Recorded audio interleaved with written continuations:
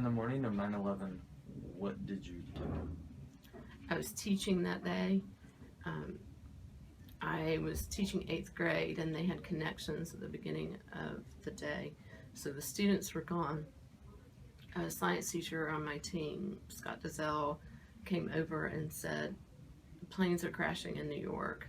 And we all, members of the team, walked over to his room and watched what was happening. And it was just like this surreal thing that we didn't understand what was going on. At that point, only one plane had crashed into the building, and we were like, what kind of accident causes this? And it was only later that we realized that more was happening.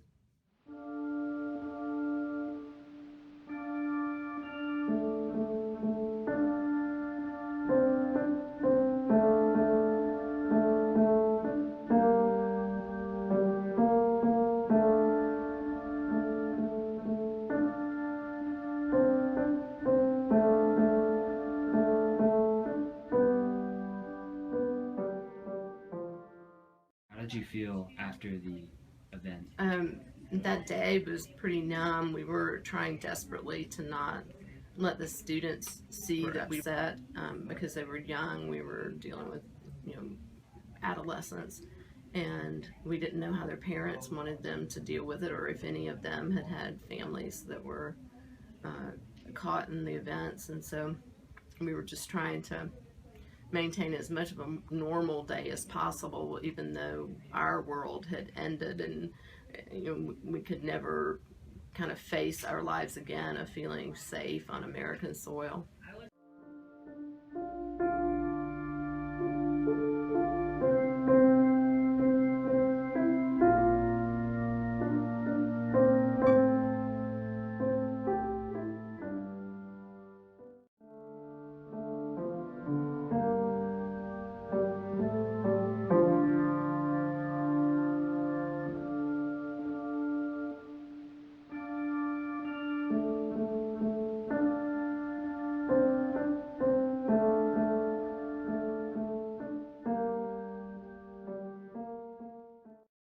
Do you feel like this event transformed your life? It transformed my parenting, I think.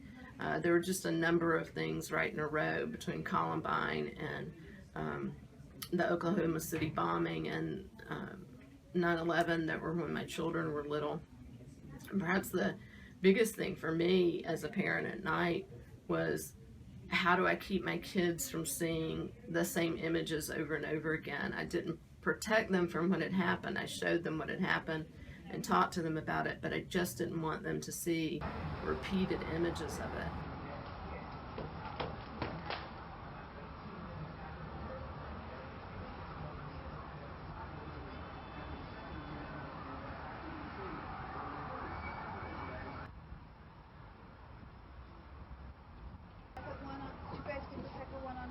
I got it on stills.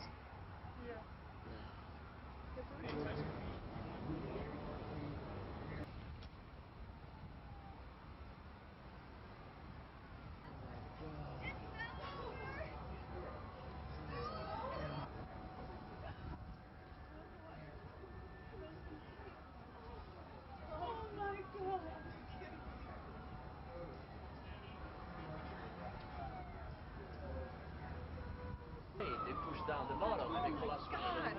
And so my kids were really into cooking shows back then that put on the Food Network, and they did a series about like different restaurants in the country.